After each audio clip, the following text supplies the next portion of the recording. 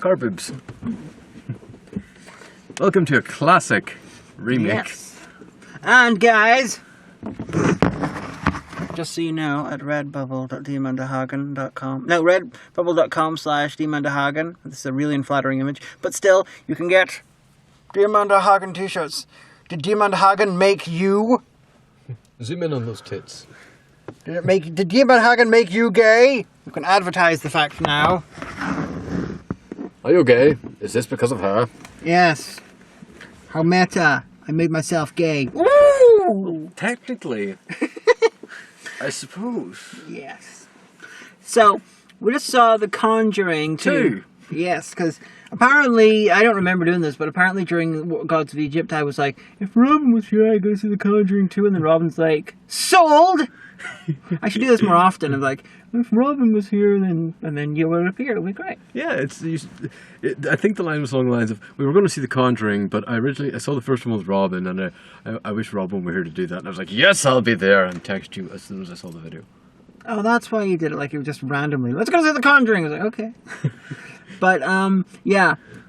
Just to remind you guys, so you don't have to sit through an hour of The Conjuring 1 vlog, we hated it. Everybody else loved it. We fucking hated it. It was a terrible film. And this one's worse. So I've got a feeling that we're gonna be more in line with everyone else in this one, even though I haven't seen any other reviews for it. But yeah, this is bad too. Bad too. The Conjuring 2. Yeah. No, it was shit. The monster has gone from being a random pair of hands appearing occasionally. I think it definitely was the clap. I don't know. Was that in the No, that wasn't in The Conjuring. That was the other one. Ugh, I don't know. It was a horrible, stupidly bad CGI monster now. Yeah, there's several horribly bad CGI monsters, and one of the monsters is Marilyn Manson, and another one is this old guy with yellow eyes. It's far from. It's just shit. It just doesn't fit into the genre of horror. It's like a bad slice of life film where things occasionally go very strange and there's boo! Ha-ha! It's like the soundtrack. It's not even jump scares are the thing. It's the fact that they're built up jump scares. The soundtrack gets quieter and quieter, and then yeah, and sometimes literally someone just yelling at the screen, so you get the feeling the film is so unconfident in its ability to frighten you that it screams at you. There's literally one bit where everything goes really quiet. You're approaching a mouth of like a blanket fort tent thing, and it just goes rah! Yeah, the thing screams at you. The film screams at you several times, and it's not just jump scare stuff. No, a character screams at you. Unimpressed. This is, though, the one film where the entire thing could have been resolved by saying, go to hell, you bollock. Yeah, the spoiler, but the monster at the end is a demon called Bollock, and it's said in a Northern Irish accent. That is basically how a Northern Irishman would say bollock, as in testicle. It's a very common insult over here. It's like, oh, you're such a bollock. Yeah, and so this was hilarious. It's like the episode of Bone Kickers where randomly they found a letter. Hun. They found the word hun written on a piece of paper. It's just like, this is really funny if you're Northern Irish. But that's even a common thing in London. This movie was set in London. Well, parts of it were set in London, the main storyline. And even in London, people would call each other a bollocks. Or a bollock. But okay. Before going to see this, I was talking to some other people and I made the comment about eventually the Conjuring films will run out of gas and they'll try to get attention back to them by doing Amityville because the Warrens were at Amityville. Tied you up. They were at the Amityville Horror. They're not. I don't think they were in the films, but they were involved in it. And then, of course, this film starts off with fucking Amityville Horror. They don't even save that up for its own film. It's like, aha, this is a random. Yeah, you don't waste Amityville on the fucking thing. You the most well-known possession story ever. It's all bollocks, but you don't waste that. I mean, it's like if they had a film about a monster hunter and you were second film in, they take out Dracula before the fucking opening credits. It's like, why did you do that? I mean, admittedly, if they did a full-on Amityville film, everyone would assume it's like, oh, they're just sticking them into Amityville because they're running out of ideas, and then that would be the case. But they were actually there. Yeah, the couple that this is based on, the ghost hunter couple, is the actual ghost hunter couple that got involved at Amityville. Yeah, I don't think they ended up in the films of Amityville, though. I don't. Maybe a highly recall fictionalized them. version. I don't think so. But, okay. This film. Well, we were looking for anachronisms, which was fun. So, from a... Because it's set in 1977. Okay, well, the biggest anachronism that really done my head in is I actually remember whenever... You remember 1977? How old are you? I'm 24. Do you have a time machine? No. Well, I remember whenever dual-hinged swing seats became a thing. They were invented sometime in the 80s, but they became big in the 90s. That's where you have the swing, where you have one person sitting here and one person sitting here, and there's two bars going up, and they've got hinges like this, and it moves like that. Before that, whenever I was a kid even, the common way was to have one hinge at the top and one bar going down the middle. This was proven unsafe, and I believe it was banned in the UK in the 90s, but they had the dual hinge system, so either they paid a lot for a futuristic swing set and then let it rust the fuck in the back garden, or they just went to B&Q and got one for the fucking set design. They also had a black and white football, which I remember. I know the footballs in the 60s were still browny orange, and in the 90s and late 80s they were definitely white and black. You said that the white and black came in after this. I'm pretty sure they did. Might be an anachronism, might not. But the funniest one, this isn't even an anachronism of time. This is an anachronism of space, because the Warrens, who live in fucking Connecticut, have a cereal called Frosties with Tony the Tiger. And in America, Frosties is called Frosted Flakes. We call it Frosties in the UK. And it was a period box too. I was quite impressed by that. I was like, oh, period Frosties. She was like, they don't exist in America. Unless they started off as Frosties and then they changed their name in America to Frosted Flakes. In which case, if they did that, fair enough. But why the fuck would you change your name from Frosties to Frosted Flakes? Because Frosty sounds much better. Yes, it's a lot more marketable. Yes, Frosted Flakes sounds crap. Sorry, it sounds Americans. like a STI. So, okay. Oh. This is an anachronism. Well, it might be. The little girl is sick one day and she's watching TV. She's trying to watch the Goonies. Sorry, the Goodies. And this is for Omega, you know. She's trying to watch the Goodies. Good taste, little girl. I enjoy it. Is good. The Goodies were awesome. However, she started watching the episode Euthanasia. One of my favorite episodes of the Goodies. And I'm not entirely sure how anachronistic this is. I think this episode came out before 1977. I mean, the Goodies ran from like 71 to like 1980-ish. So possibly this was anachronistic. I don't know. But this was a school day during the day. Why was there a repeat of the Goodies going on then? Unlikely. Possibly true. Possibly happened. Unlikely. But here's the thing that I know is bullshit. Because they have the bit where Bill Oddie pretends to be Tim Brooke Taylor's mother. And then the ghost, who's a big fan of Thatcher for some reason, is cutting back to a speech given by her. And then they cut back to the Goodies, and it's the very end of the episode where they're all singing all the Christmas carols at once. It makes sense if you see the episode. And then it goes back to Thatcher, and then it goes back to the Goodies, and you're back with Bill Oddie pretending to be the mother again. They went to the end of the episode from 3/4 of the way in, and then back again. And I'm like, oh, that's just designed to upset the all three people in the world. Two of whom are me and Omega, who love the fucking Goodies. I haven't seen it. Goodies is awesome. It's basically the sibling show to Monty Python's Flying Circus, but just got at the time it was much more mainstream and popular. It just lost its attention while Python continued in vogue. Yeah. So, literally sibling show too, almost literally as you can with TV shows, because the guys who did the Goodies, they worked with the Pythons and other shows beforehand, and then they sort of split off into two groups.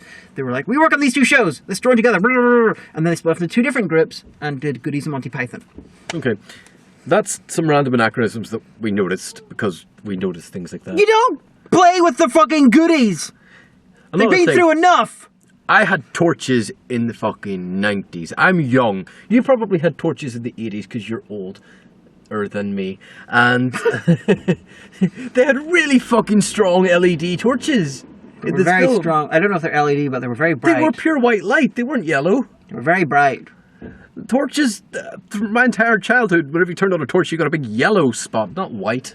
consider yourself lucky that I'm not going to spend this entire video ranting about the goodies and their mistreatment in this episode, in this shit film. But theological things that were just off.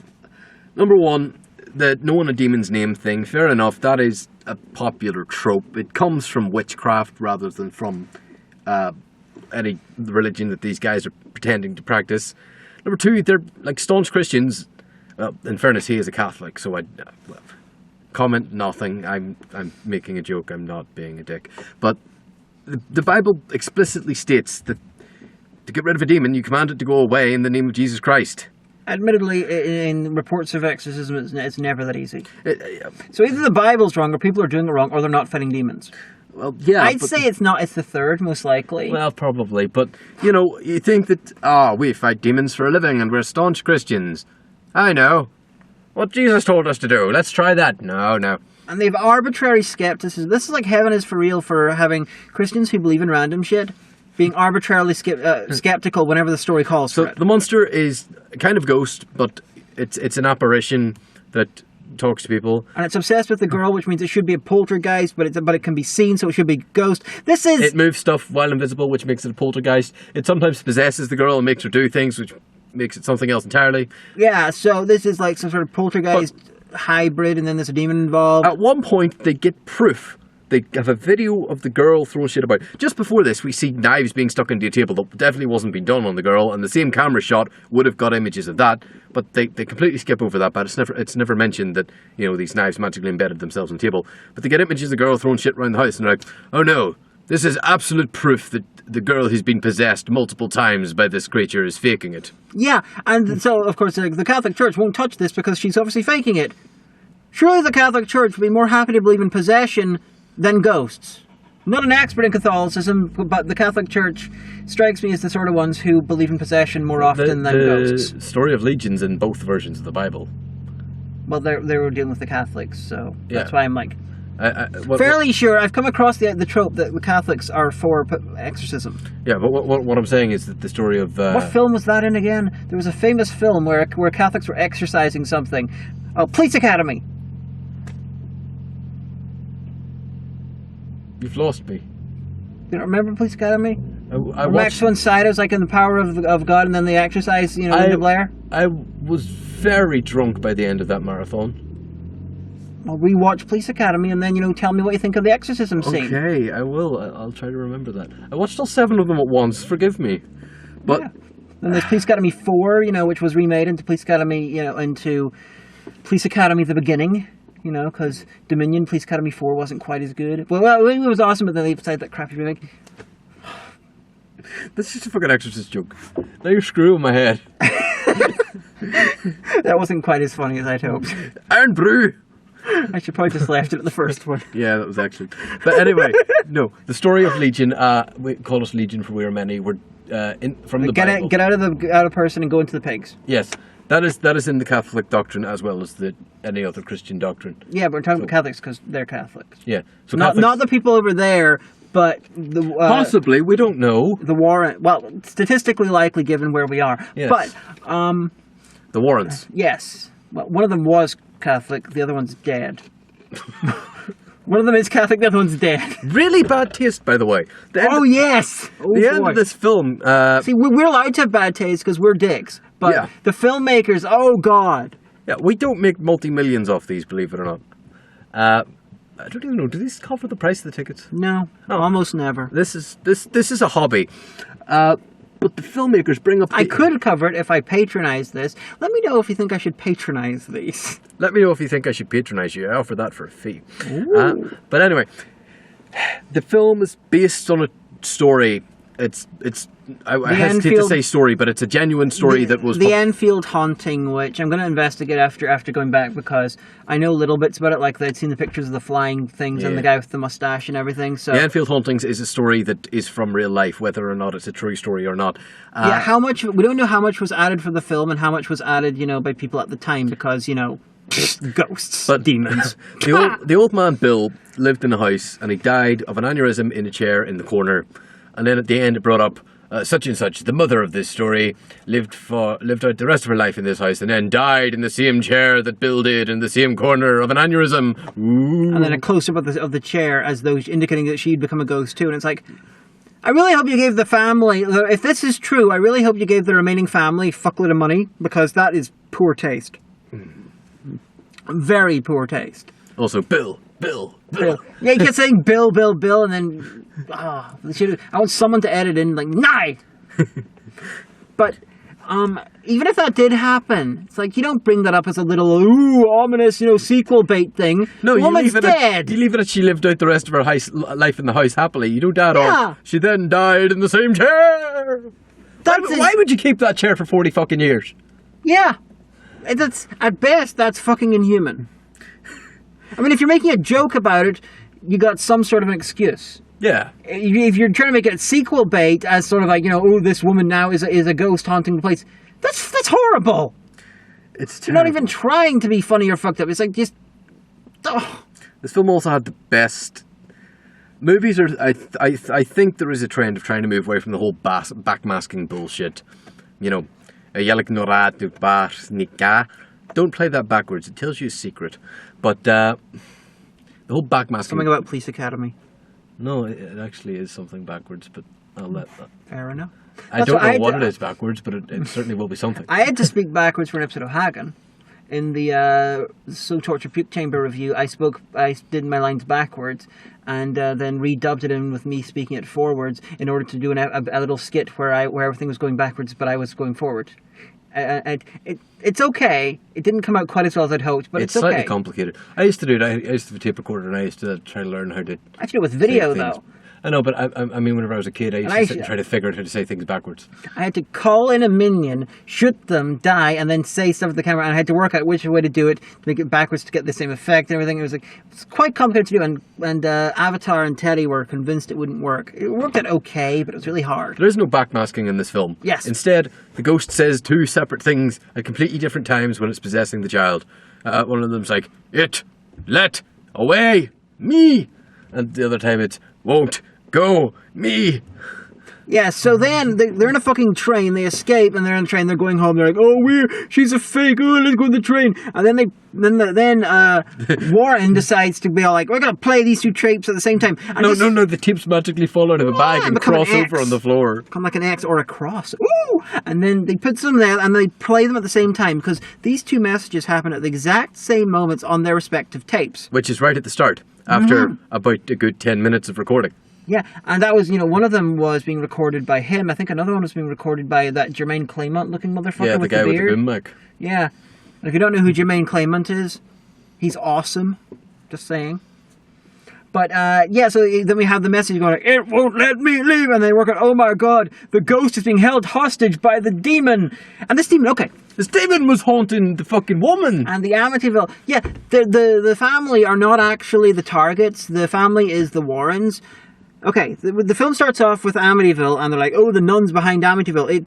This is fucked up too. It's indicating that this made-up demon possessed Ronnie DeFeo and shot to shoot his family. It's like, yeah, that is still a genuine tragedy that happened. Yeah, I mean, I know that's exactly the sort of shit that happened in Amityville too, but it's like, it's not as bad as the Amityville remake. Yeah, but okay, so the fucking nipple clamps are. And what do you call him? Deadpool. But so they're in Amityville, and the woman's like, "I'm gonna do it like a seance," and she wanders around and she reenacts the murders. By the way, Catholics don't do seances. They're dead against it. Yeah, like that's a cardinal sin. I'm pretty sure it's in the Bible. You shouldn't do that. Yeah. But so she then comes across this evil Marilyn Manson-looking motherfucker who is a nun, and then arbitrarily we're over in England and the haunting starts, and then she goes over to investigate the haunting. No, she comes across this nun in the Amityville. Then her husband randomly paints a picture of it one day, and it haunts her at her house. Yeah. She demands its name and fucking scrolls all over her Bible. Never thinks to look at what she scrolled all over her Bible, puts it in the suitcase. Then they go to England. Then she keeps the Bible after she destroyed it. And she only has one Bible, even though she's very religious. Odd. And then I have like 5, and I'm yeah, she keeps the destroyed one. That's the only one she has. Moderately religious. But then the ghost that's being controlled by the demon starts bothering the English people, and then eventually just happens that the case gets sent to the Warrens, who come over. Apparently this demon's master plan is, I will go halfway around the world and bother these people, control a ghost to do bothering these people, even though I could do it by myself, and then eventually they will find out about it, and they will fly across the Atlantic and join in the thing, when I could just do this to a family down the fucking road. Yes, I think the Warrens would have been guaranteed to get involved. It was their 3 doors down neighbour. This is so obviously they were trying to outdo The Conjuring rather than just do another they come in and handle shit. They were trying to make it bigger and better and more flashy. This is Peter Jackson syndrome, like with Lord of the Rings, like with the Quicksilver thing from Days of Future Past and Apocalypse, where they try to make it bigger, better, and flashier, and it just is shitter. It's just this thing. It makes less sense. This thing worked once. Let's do the exact same thing again. But no, make it more audience will notice. We'll make it bigger. Make it more complicated. When the one good thing that The Conjuring has going for it is that they got the Warrens, who did take part in a lot of mid to late 20th century sort of hauntings. You could do a hell of a lot of films based on their adventures and, make shit up, obviously, because that's what they did. One of the things I liked about The Conjuring was the fact that the Warrens started out by identifying what one family thought as ghost noises as being pipes in the attic that were rattling. Yeah, you have this, they are a wonderful sort of MacGuffin for going from infamous haunting to another, and you can do your horror film with it, or you can be skeptical or whatever. I'd like to see a horror film which is skeptical all the way through, but you could do that. But this one, there's like, nah, demons in charge of it. It's like a puppet master and shit. It's controlling things. The Warrens are all in this. Are like, oh, we don't want to do this anymore. I've had visions of your death, sweetie. I've never had that before. Never had that before. But the Warrens are so experienced. She's a clairvoyant. But she's every time she has visions of demons, they either try to show her the truth or they talk absolute shit to her and lie. The only reason they're doing this sort of seeing the death is to make the audience think that he's going to die. However, if you know a little bit about the Warrens, you do know that the male guy, the Mr. Warren, is dead. Ed Warren is dead now. I believe he died in the mid-2000s. However, they want you to not know enough to realize when he died. So be like, oh, is this the case that killed him? So it's a very, very particular group of fucking people. But I don't get it. The movie would have been so much better if it had just been the Warrens being like, yes, we're still ghost hunters. Ah, there's this unusual ghost. Yeah. Oh, it seems to be a demon possessing a ghost. Yeah. That's an interesting twist. Ah, we came to investigate it because that's what we do. Yeah. Not, oh, honey, we can't do this anymore. Oh, I have one last case. We're being requested by some random priest who happens to know this family in England who represents the English church in America. It's a really good MacGuffin to set a franchise on, and they decide, no, we have to make it complicated. Fuck you. It was bad to begin with, but this just made it. It's like making a new Ghostbusters movie where all the Ghostbusters are like, yeah, I don't want to hunt ghosts anymore. And they're like, but you have to hunt ghosts. And we're like, well, we don't want to. There's just like those guys down the road to do that now. No, you have to do it. You have to do it and fly across the world, and there you have to fight a ghost which has been controlled by a demon who is your arch nemesis from years ago. Also, fucking biscuits. Yeah, the word biscuits is said more often than Robin Williams in absolutely anything, and he was playing a fucking dog with the power of human speech. And every time biscuits was mentioned, a fucking plate of McVitie's digestives was brought out. As you said during the showing, that was to remind the audience that it wasn't that they were fucking biscuits and not just cookies. It's like, God damn it. And you know what else would be really good? If this film didn't suddenly stop for a music video. Oh, it did twice. Yeah, it was like, my name's Patrick Wilson, I'm going to do a bad Elvis impersonation. Don't be laughing now, ho-ho. This is the sort of ridiculous shit that you expect to see in the Gender Flater, because you know what happened to the Gender Flater? But oh boy. You're probably not the best I've ever had. Pretty sure half the cast of the Gender Flater said that. That's the song from the Gender Flater. Yeah. But no, what is it? No, the song from Gender Flater was Lecture Bitch, played by you. Oh, yeah. Whenever I didn't get a ukulele. Yeah, like, ukulele might be played by a small guitar. I should probably explain why there was this thing, because we filmed Robyn's bit playing the song, and then we filmed the Robyn's bit and my bit to camera like a week apart, and I wasn't sure if you get a ukulele or not, so I threw in one take, ukulele might be played by a small guitar if you couldn't get the ukulele. My mum had promised me to get me a present of a ukulele. I can't even remember the event, but I was told I was getting this as a gift, and it was like, oh, I'll be here in a couple of days. I was like, sweet, I'll have a ukulele ready for this. And then it was like, oh no, the post just got delayed, I'm sorry. And I was like, damn, I won't have a ukulele in time. So, luckily I had thrown that in one take just in case. Yeah. But yeah, this film, Jesus Christ. It was 2.5 hours long, and I felt every minute of it. There's a lot of other things. I really feel like the music, though, that really felt to me like that was cut out. There was like a mention here that the ghost or the demon or whatever had got rid of all the music in the house. It broke the record player, all the records went missing, and the little music box that on the Crooked Man fairy tale children's rhyme thing was being taken over. I really feel like there was a plot point about getting rid of music and bringing music back in. Possibly. Was just kind of sliced out because it was mentioned too many times for it to be just a random thing. It's possible. I know I won't be watching a director's cut to confirm that. Well, it'll probably be 3.5 hours. There are several crappy-looking CGI monsters in this, and the worst one is the Crooked Man who appears. The kids have. I don't know if Americans know this, but there was a crooked man who walked a crooked mile. He found a crooked sixpence upon a crooked stile, so he bought a crooked cat that caught a crooked mouse, and they all lived together in a little crooked house. There you go. There's a lovely British nursery rhyme for you. If that exists in America, comment below. I don't care. So they have this thing. It's one of the old Victorian sort of visual things where it spins around. You see it. You see a stethoscope, I think. Something like that. Yeah. And I have to tell you this, guys. Those things were only frightening in one modern film, and not frightening. They were only okay in a modern film in the remake of The House on Haunted Hill, and that was only because it was fucking Jeffrey Combs inside the thing with a fucking red ball going mental. That's the only reason. Not a fucking CGI thing that's like, we promise that CGI is scary. Oh no, it turned into a dog. Oh no, it's actually a girl. Yeah, that's really cool, actually. They taught the dog to ring the bell whenever it wants to go out to piss.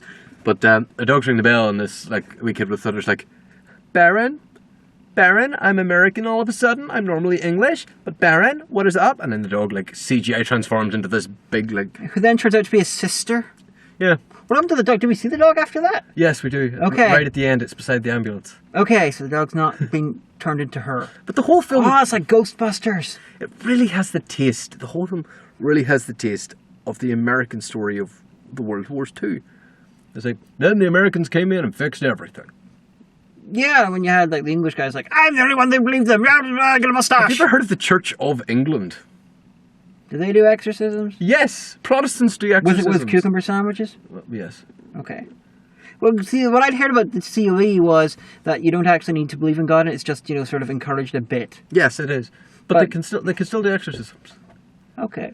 You see, and you were telling me about the way you just need to say these magical words, magic spell in order to get rid of demons. The magical words are... If you try to get a demon to go away and say, in my name I tell you to go away, you'll die. If you try to get a demon to go away and say, in the name of Jesus, as in, I am commanding you in the name of Jesus who you used to follow, go away, the demon has to. It's pretty much laid out in the Bible. See, that's a theological reality hack, so if you find yourself in that situation, you can do it. It's a bit like the fact that, if I remember correctly, in Islam, when you die, your soul lies in the grave, until two demons or angels come and bother you, and then they ask you some questions. And if you answer the questions correctly, you will get into heaven. If they ask you wrong, they will take you to hell. So you find out what the questions are, because you can find it pretty easily in a book or something. I remember reading it a while back. Can't remember right now. It's the first question is the answer is like Muhammad or Allah or whatever. But if you know the answers, just in case Islam is right, you got yourself a reality hack to get into heaven. Oh yeah. I honestly think if there was. I'm not going to say a real life version of the Warrens, but like... You mean the Warrens? But I mean, more based in reality, they would have, instead of just like a cross around his neck, they would have a symbol of each religion. What if they were invaded by a jinn? Well, being that they're Christians, they'd be all like, fuck off in the name of Jesus. Yeah, no, but that's not a demon, it's a jinn. They'd be all fuck off in the name of Jesus, because if in their story they were Christian, so therefore everything that's not for Christianity is a demon. So therefore it would be a demon. Yeah. What if it was a harpy? They'd be all fuck off in the name of Jesus. Because in Christianity, anything that's supernatural that's not connected with God or Jesus is by definition... What about if it was a Scooby-Doo villain? If you guy in a mask who might not run away when you say fuck off in the name of Jesus. Fuck off, you ballock. Or might be really into his role, and he might do it. He might run off just because he's really into his performance. Sorry, we lost light for a moment there. No, what was I going to say? Oh, yes. If you're going to go for a secular demon hunter one with that sort of thing, then you'd go for it, but not one with any religious proclivities. The other thing is common vernacular is sending a demon to hell. Christian theology, hell doesn't exist yet.